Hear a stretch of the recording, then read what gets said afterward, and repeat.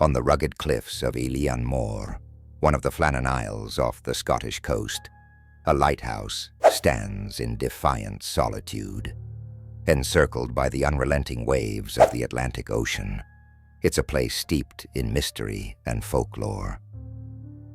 Today, we delve into one of the most enduring and chilling enigmas in maritime history: the vanishing of the Flannan Isles lighthouse keepers. It was December 1900. The world was on the cusp of a new south century, but on this remote cluster of islands, time seemed to stand still. The lighthouse had been operational since 1899, its beam slicing through the treacherous seas to guide ships safely past perilous shores. Manning its light were James Ducat, Thomas Marshall, and Donald MacArthur, three seasoned lighthouse keepers. Together they were tasked with braving the elements and safeguarding sailors from the abyss. However, as Christmas approached, silence loomed over the Flannan Isles. The lighthouse, conspicuously dark, failed to respond to passing ships' signals. On December 26th, a relief vessel was dispatched to investigate. What the crew found, or rather didn't find, has haunted maritime circles and conspiracy theorists for over a century. The first indication that something was amiss emerged the moment the relief ship anchored near the island.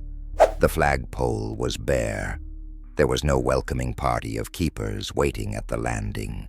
With no immediate signs of life, the ship's relief keeper, Joseph Moore, was sent ashore alone to investigate further. As Moore climbed the steep staircase to the lighthouse, his sense of dread grew. The howling wind seemed to echo with some eerie whisperings of the past. When he finally reached the lighthouse, his worst fears were realized. The heavy, iron entrance gate was unlocked. The front door, slightly ajar. And the scene was even stranger. The dining table was set for a meal that would never be eaten. Untouched dishes bore witness to their sudden departure. A single chair lay overturned, as though someone had leapt up in urgency. The clock on the wall had stopped, its hands frozen in its time, as though marking the precise moment of an unspoken catastrophe. Most notably, the lighthouse itself had been meticulously maintained. Whatever had occurred, it hadn't been a slow or neglected demise. It was abrupt and total. A logbook provided fragmented clues. The final entries, scrawled by Marshall, described fierce storms battering the island. December 12th referenced winds, stronger than anything I've ever seen in 20 years. Oddly, Marshall also noted that Ducat had grown quiet, and that MacArthur, an otherwise hardened man, had been observed weeping. Stranger still. The date December 13th implied calmer weather, yet the keepers seemed increasingly panicked, as though some unseen force loomed closer. And then, the journal simply stops. No goodbyes, no culminating revelation. Just a void. Investigators poured onto the island in the weeks that followed. They established that the last sign of the keepers came from December 15th, when the lighthouse's light went dark. Missing from the scene were the oilskins of two keepers, suggesting they'd ventured out into the storm. However, MacArthur's was left behind. An odd choice, given the freezing weather. Despite a comprehensive search of the island and surrounding seas, no trace of the men or their belongings was ever found. What could have happened on that desolate rock? To this day, theories abound. Some point to the treacherous natural conditions. A rogue wave, they suggest, may have swept the keepers into the Atlantic's icy embrace. Others believe an earthquake destabilized the cliffs, causing them to collapse. Yet neither theory truly satisfies. The missing oilskins suggest preparation. Would seasoned keepers have ventured so close to the sea, where waves could claim them, or stood on shaky ground in a known danger zone? Then there's the paranormal theory. an ancient curse tied to the Flannan Isles. The islands have long held a reputation for mysticism. Historically referred to as the Seven Hunters, local legends spoke of eerie spirits that wandered the isles.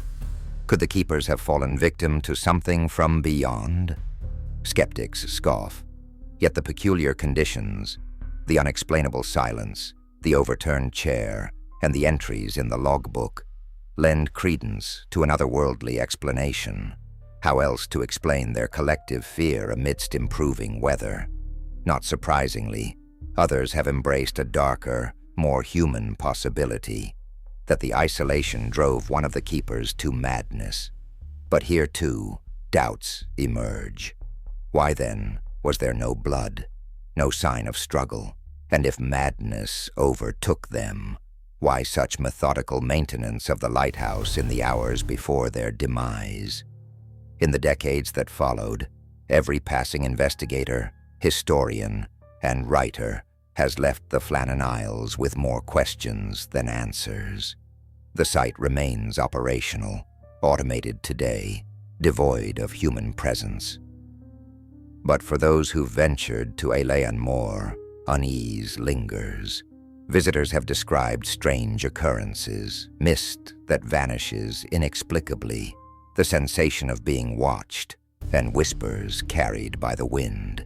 Some claim to see shadowy figures in the periphery of their vision, only for them to vanish when turned toward. Over a century later, the haunting mystery of the Flannan Isles lighthouse keepers remains unsolved. It is a story that has bridged the gap between reality and the paranormal, becoming a ghostly legend passed down through generations. Were they victims of nature's fury, wrangled into chaos by human fragility? Or were they claimed by an age-old haunting that still prowls these desolate isles? As the wind howls over Flannan Moor today, and its lighthouse beam dances across turbulent waters, one can't help but feel the lingering presences of James Dukey, Thomas Marshall, and Donald MacArthur, perhaps searching for answers among the waves, as their story, like the misty air surrounding their lighthouse, persists in chilly uncertainty.